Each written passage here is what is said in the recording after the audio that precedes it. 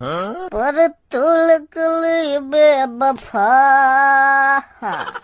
फिर मैंने मारी लात गाड़ पे, लगली बोतल दिल तेरा, इसी को पी के गम भुलाऊं, लड़की न लगानी दिल तेरा छोरे, लड़की न लगानी दिल तेरा। बेटा लड़की पर कभी भरोसा मत करियो, मैं सही बता रहा हूँ तो। हाँ साली दिल में छुरा घोंप जाती है दिल में, मैं बता रहा हूँ बेटा, लड़की से दूर रहिए तू। हाँ मेरे यार धनुआ, हम दोनों के घर वाले बड़ी मुसीबत झेल रहे हैं। का घर वाले मुसीबत झेल रहे हैं? तो कहाँ से पता चली ये बात? मो तो आज तक पता न चली। कौन ने बताई तो? हम दोनों के घर वाले मुसीबत में, तो यू बात मेरे को पहले ही बता देनी चाहिए, और तुम मेरे को यह बातें आज बता रहा है? कौन सा है वो बता की तुमने हमारे घर वाले मुसीबत में डाल रखे? नाम बता दे भज्जी तू बस मेरे को। हाँ मैं वहाँ छोड़ूंगा ना। इतनी हिम्मत है कि बिना कुछ सोचे समझे वाने हमारे घर वाले मुसीबत में डाल दिए, वो भी हमारे होते हुए। जल्दी नाम बता भज्जी, कौन है वो जिनकी वजह से हमारे घर वाले। भाई है तू अपना समझा? पर मैं तो तुमको जानू भी ना हूँ, तुम कैसे जानो मेरे को? मैं कह रहा हूँ भाई है तो अपना भाई। वो बात तो तुम्हारी ठीक है, मैं तुम्हारा भाई हूँ, पर मोग भी तो तुम्हारी थोड़ी बहुत जानकारी होनी चाहिए। तुम कौन हो, तुम कौन ना हो? काय को मोहर करो तो इनने दारू पी रखी है, यही बात तो भाई भाई कर रहे हैं। यू लौड़ा भी ना जाने तो। बेटा गलत बोल रहा है तू, मैंने दारू नहीं पिया बेटा, मैं दारू से हाथ भी नहीं लगाता हूँ बेटा, गलत बोल रहा है तू, दारू नहीं पिया मैंने। अजी जल्दी जल्दी कर लो वरना कोई आ जाएगा तो दिक्कत हो जाएगी। भैया भाभी no! अरे कहाँ हो दोनों के दोनों? देखा मैंने पहले बोला था तुमसे कोई आ जाएगा, आ गया ना अब कोई? आ रही हूँ 1 मिनट। भाभी जी नमस्ते। अरे क्या कर रहे थे दोनों के दोनों बेडरूम में? अरे भाई साहब कुछ नहीं, चटनी बना रहे थे। अरे भाभी जी हमें भी तो चखाओ चटनी। अब तो खत्म हो गई भाई साहब, तुम्हारे भैया के चमचा पे लगी होगी, जाके चाट लो। उठाइए ना, उठाइए ना। हेलो जीजी, रक्षाबंधन आ रहा है तो कब आ रही हो घर पे? अरे मैं तो 4 दिन से कह रही हूँ तेरे जीजा जी को कि ले चलो मुझे मायके, पर ये तो सुनते ही नहीं मेरी। अच्छा जीजी ऐसा है तो मैं करती हूँ जीजा जी को फोन और बोलती हूँ उनको आने के लिए। अरे रुक ले, तेरा जीजा जी यहीं पर है, ले बात कर उनसे। मैं तो इनको बोल बोल के थक गई, शायद तेरी बात मान ले।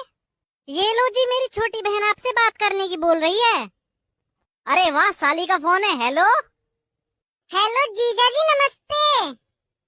अरे नमस्ते साली जी नमस्ते। हाँ तो जीजा जी रक्षाबंधन पर यहाँ नहीं आ रहे हो क्या? अरे साली साहिबा तुम कैसी बात कर रही हो?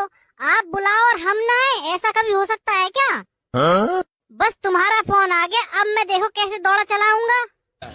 ना जीजा जी, सिर्फ तुम्हारे आने से काम नहीं चलेगा, दीदी को भी साथ में लेके आना। अरे साली साहिबा तुम्हारी बहन आके क्या करेगी? वो यहाँ रहकर भैंस का गोबर तो कर दिया करेगी। और तुम टेंशन क्यों लेती हो, मैं आ तो रहा हूँ। नहीं जीजा जी, जीजी को भी लेके आना पड़ेगा। अच्छा चलो ठीक है, ले आऊंगा तुम्हारी बहन को भी। ओके जीजा जी, आई एम वेटिंग फॉर आपके आने के लिए। चल रही मैं तो होगा तैयार, अब तू भी हो जा तैयार जाने के लिए साली के घर। अब कैसे तैयार हो गए तुम साली का फोन आने पर? और वैसे तो जाने का नाम ही नहीं ले रहे थे। चुपचाप अब जाके तैयार हो जा, ज्यादा भाषण मत सुना रहे। अब तो ससुराल जानो है तो मतलब जाना ही पड़ेगा। ठीक है चलो, मैं भी हो गई तैयार, अब सिर्फ बच्चों को तैयार कर देती हूँ, बाद में चलते हैं। ठीक है तो कर ले बालकन को भी तैयार, मैं भी अपनी बाइक तैयार कर लूँ। ओ मैं निकला गड्डी लेके, एक मोड़ आया, मैं अपने सारे कपड़े छोड़ आया।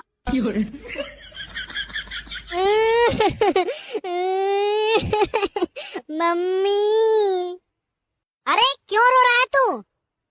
मम्मी मोए बड़ी जोर से टट्टी आ रही है। मम्मी। अरे कहाँ होगा, यू काहे को रो रहा है?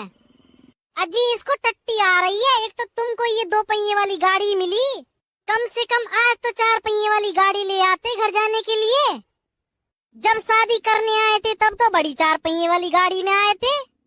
मुझे तो लगा मस्त अमीर पति मिल गया है, पर बाद में पता चला कि वो तो तुम अपने दोस्त की ही गाड़ी लेके आए थे।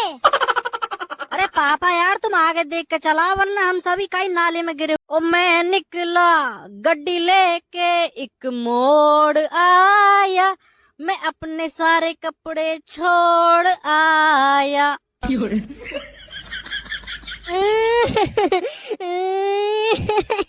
मम्मी, अरे क्यों रो रहा है तू? मम्मी मुझे बड़ी जोर से टट्टी आ रही है। मम्मी, अरे कहाँ होगा यू काय को रो रहा है? अजी इसको टट्टी आ रही है। एक तो तुमको ये 2 पहिए वाली गाड़ी मिली, कम से कम आज तो 4 पहिए वाली गाड़ी ले आते घर जाने के लिए। जब शादी करने आए थे तब तो बड़ी 4 पहिए वाली गाड़ी में आए थे।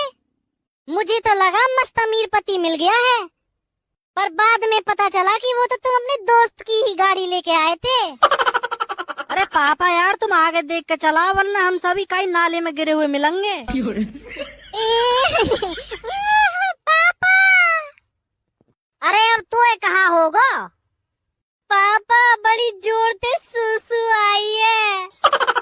अरे यार तुम सब ही सूसू टट्टी लग रहे हैं, घर से करके ना चल सके। इस औलाद से तो मैं भी परेशान हो गई।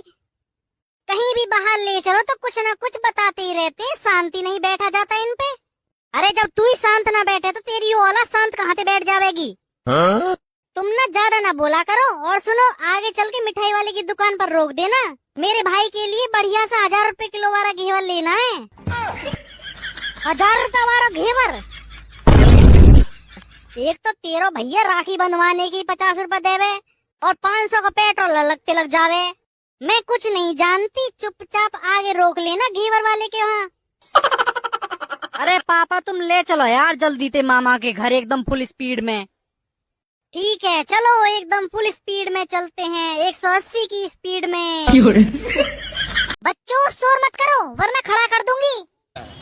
मैडम जी पहले मैडम जी सबसे पहले मेरा खड़ा करो और उनका बाद में करियो। कैसी गड़मरी क्लास दे दी मुझे पढ़ाने के लिए प्रिंसिपल सर ने। एक तो एक गड़मरा बैठा इसमें, बकचोदी करवा लो बस, और तो कुछ आता नहीं पढ़ाई लिखाई करना। ये बता कि प्राचीन काल की लड़कियों में और इस समय की लड़कियों में क्या अंतर है? मैडम जी प्राचीन काल की लड़कियां सुंदर होती थीं, सुशील होती थीं, संस्कारी होती थीं। जैसा उनके माँ बाप बोलते थे वह वैसा ही करती थीं, घर से बिल्कुल भी बाहर नहीं निकलती थीं। और मजाल है जो किसी लड़की की तरफ आंख उठाकर भी देख ले, हमेशा निगाहें नीचे ही रहती थी। घर का सारा काम करती थी, झाड़ू पोछा से लेकर बर्तन मांजने तक, गोबर डालने तक।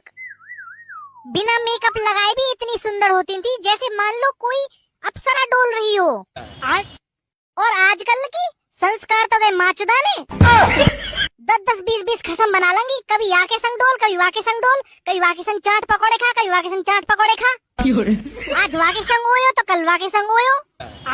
हर कहीं पर चुपती फिरे।